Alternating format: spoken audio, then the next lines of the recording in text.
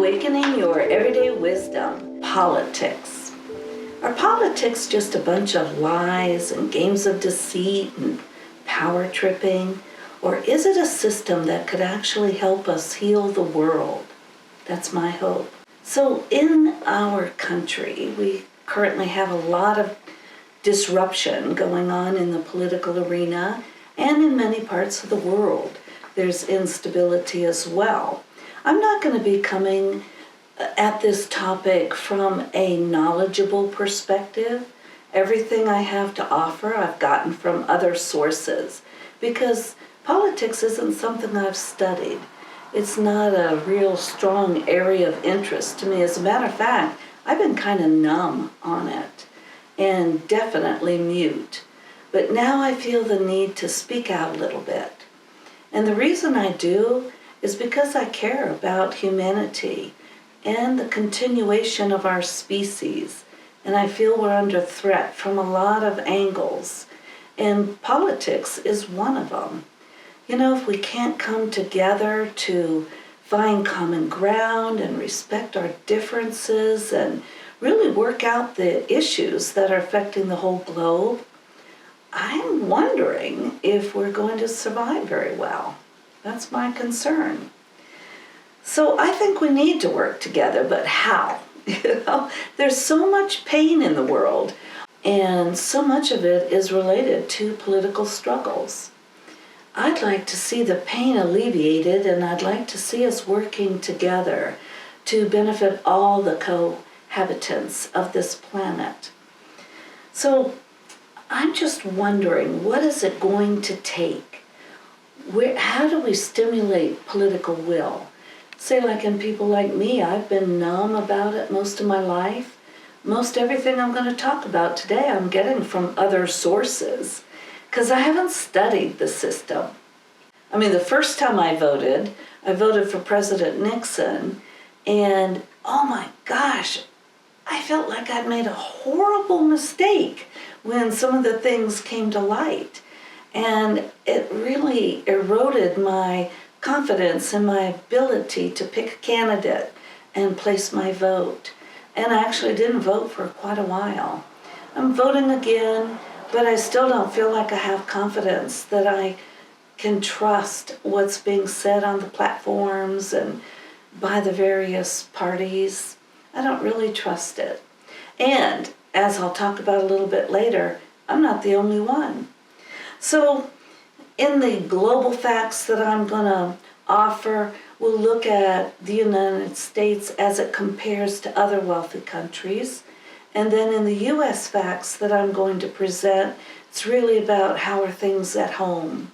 I was raised on democracy, and I believe that it works best when people have a say in their government.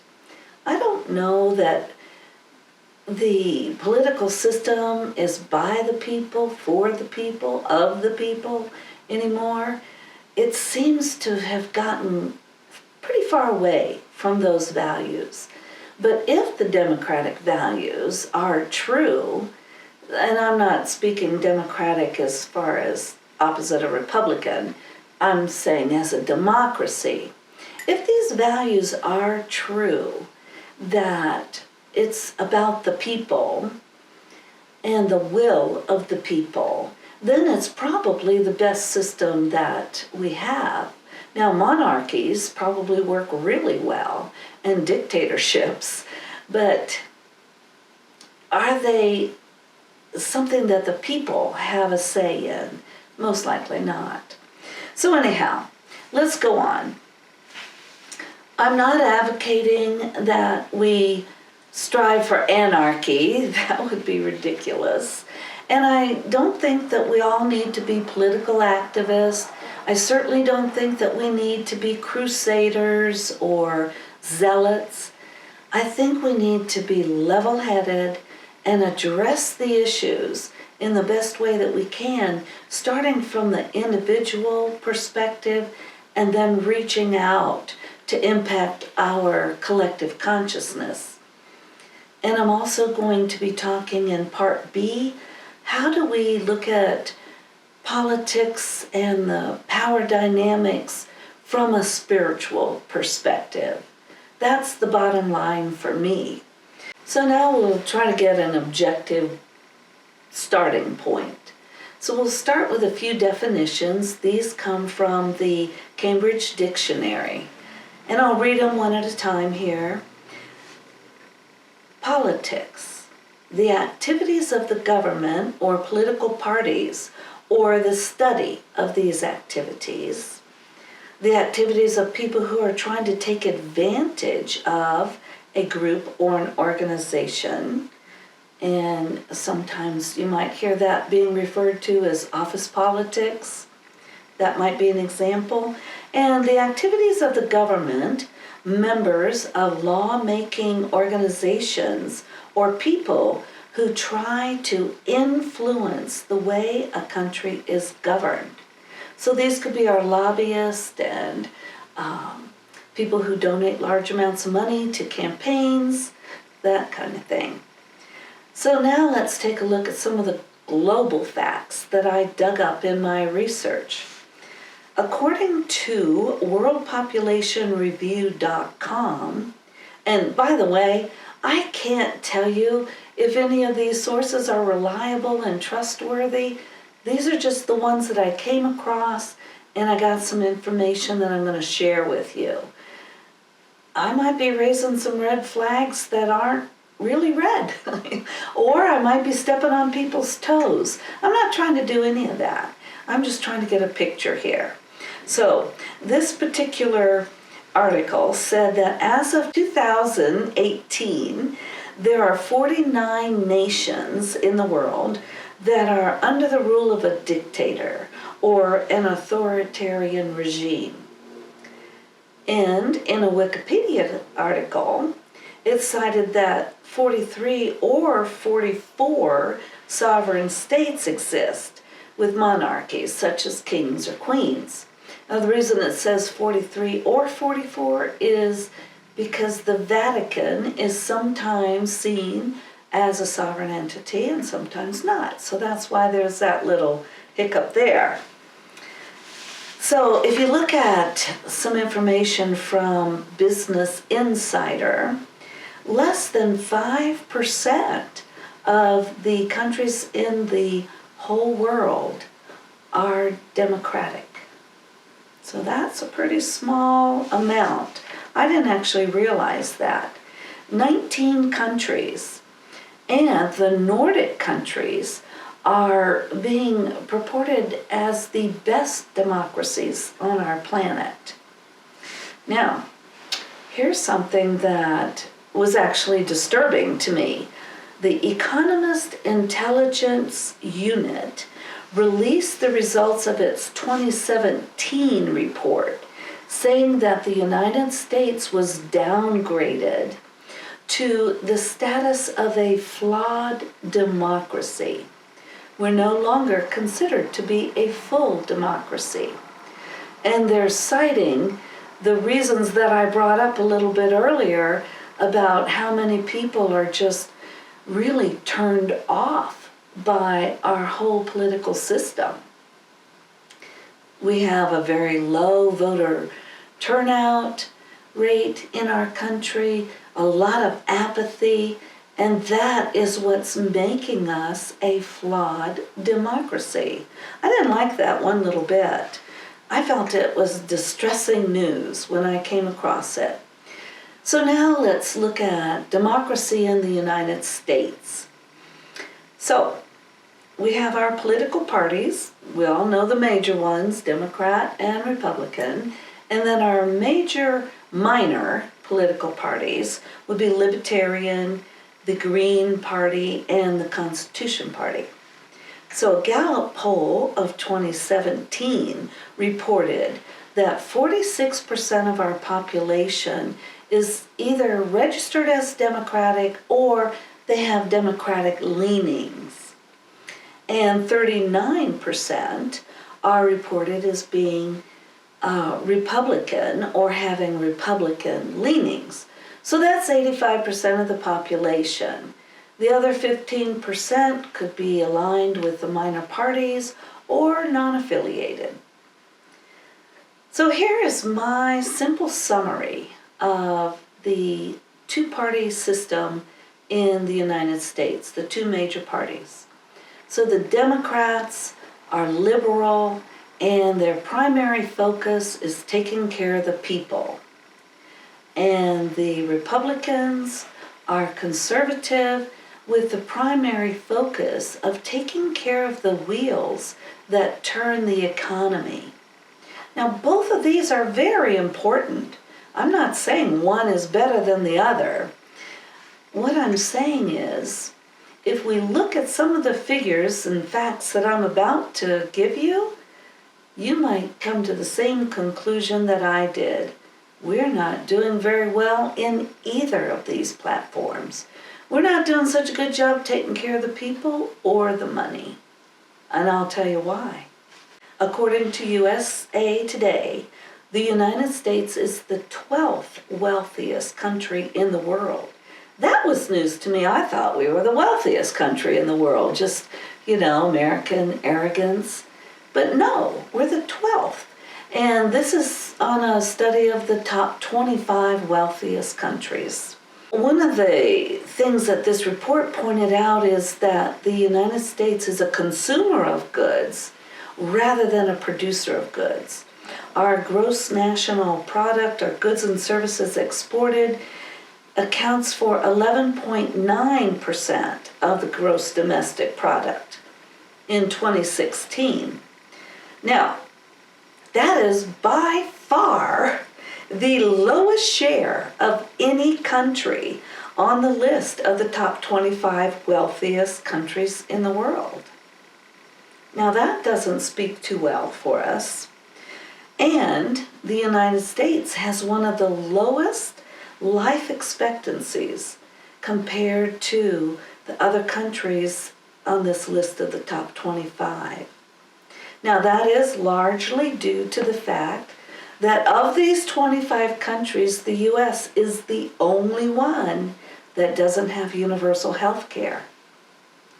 Some people are saying that's why we have such a low life expectancy rate. So those two numbers could be connected.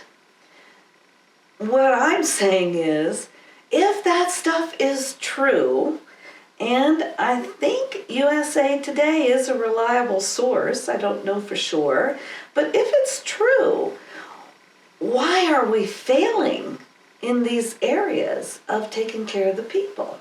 That's my question.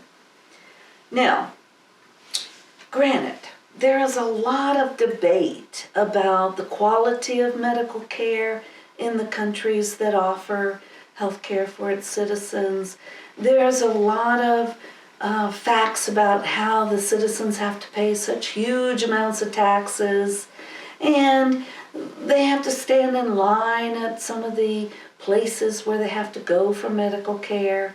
Yeah, all that may be very true, but we're the only country that doesn't offer it, of the wealthiest of the wealthy. So that's making me question our wisdom on that point. Now, here's another fact that may disturb you, and this is in the area of finances. This is why I say we're not taking care of the money very well either. According to another report I read, and I've got references at the end of the video, 13.5% of Americans live below the poverty line. That's not including all the ones that are really close to that poverty line. That's a big number of people. Now, the sad part is that 1 in 5 children in the United States are reported to be living below the poverty line. So let's look at this in a simple term. If you take a random sampling of 10 people in the United States, 1 is going to be impoverished. And if it's children, that'll be 2. Does that shock you? It does me. It makes me sad. So let's talk about another area of finances. Our national debt in the United States is staggering. I'm going to read this right off of my paper here. As of January 3rd, 2019, the U.S. Treasury reports that the national debt is $21.974 trillion. And we pay about 10% of our annual budget on interest on that debt. Now, I have asked a couple times, who do we actually owe that money to? And that's not real clear. Is it the Federal Reserve Board? Is it the Treasury? I'm not really sure exactly how that works. But if you stop and think about this, we're spending, if these figures are right and they come from the U.S. Treasury, $479 billion a year on interest. Now, who is exactly getting that interest? That's a question. So, for one of the richest countries in the world, are these figures that I've given you about the health of our population acceptable? Are these figures that I've given about the national debt and our interest burden, are these acceptable for the 10th richest country in the whole world? I guess my bottom line is I think the system is broken. I think we need reform, and it has to start with the individual. And that's where I'm going with all of this. Where are we going to get the individual power to address some of these disturbing facts? Where is the political will going to come from, if not from the people who are sadly impacted by these facts and figures? We can start with some very simple suggestions. My brother made this suggestion.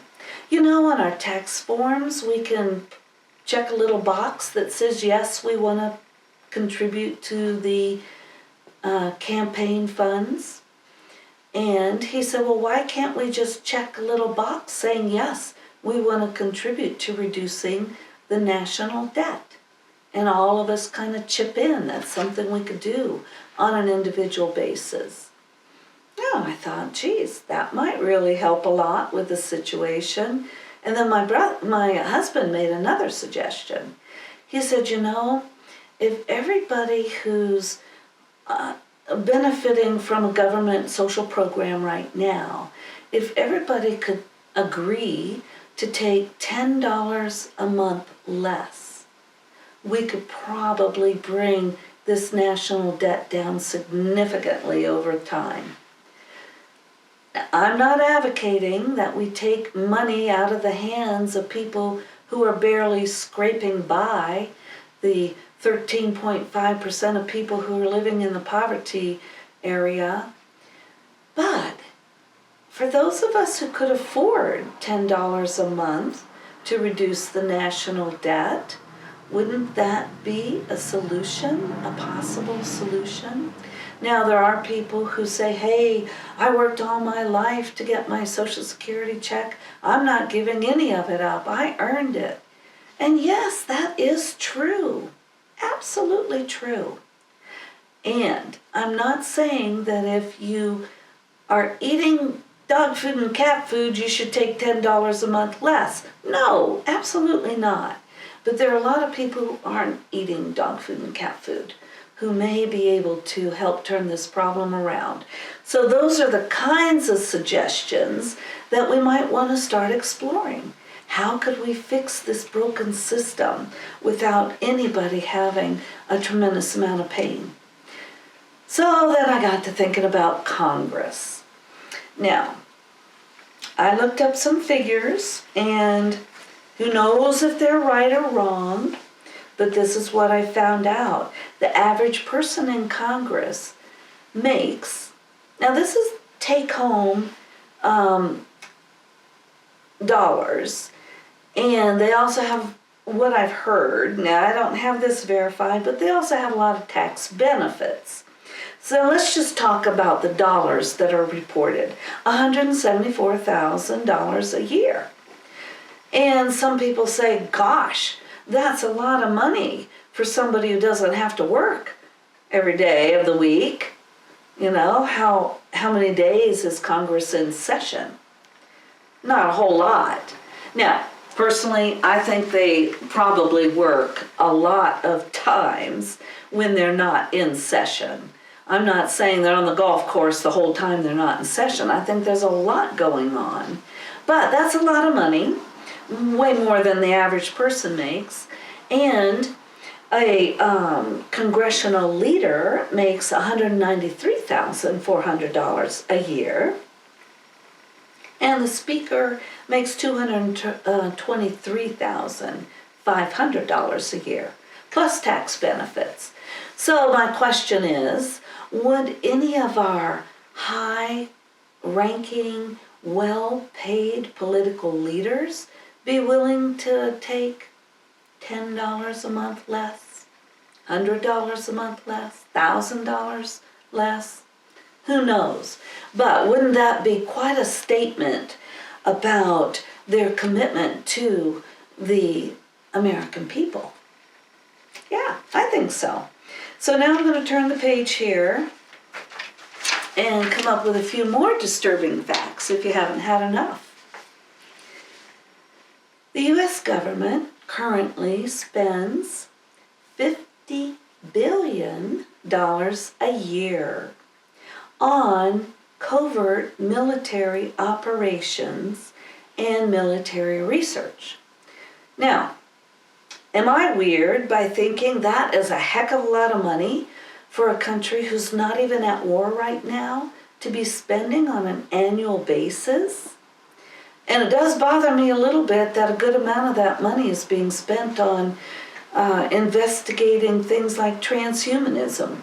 I brought that up earlier in one of my videos. But transhumanism is a military's answer to having a soldier who's a hybrid, a mix, a cross between animals and humans. And they can hear like a cat, smell like a dog, run like a wolf, strong as a bear. These are the qualities that are being sought through this transhumanism effort. The military is spending money on that. Should they? Question mark. And can we even question how the budget gets put together, where the money goes as citizens? I haven't been politically involved enough to dig into that. Maybe you have. But it seems like if it's going to be a government for the people ought to have a say as to the way the money is being spent.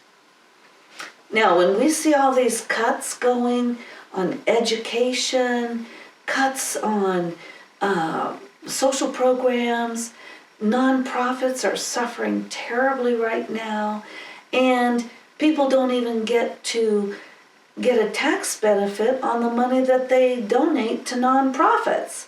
So that's another whammy. Whew. All right, clearly, these are complex issues. There's no immediate answer. There's no one answer that fixes it all. Maybe love. That might be the answer that can fix it all.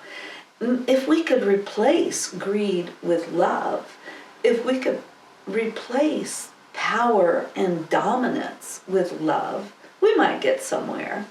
That's my hope. So, what are we going to do to become a full democracy again? What are we going to do to keep 2 out of 10 children from living below the poverty level? What are we going to do to provide free education at the college level for people? And how we're going to reduce the national debt and all these other things. So that's the end of part 1. Did you like all that? I didn't offer very much. I just presented disturbing facts. If you feel the same way, that these are disturbing facts, and if you're starting to feel a stirring inside that, yeah, I want to do something about this, I don't know what, but something, then we're on the same page. And that's what part B of this video is about, how to impact some of these situations. Thank you for listening and participating in this video. If you'd like to chat, here's my email address. Feel free to contact me. I'm here to provide support. And please like, share, comment, subscribe. Thank you very much. Blessings.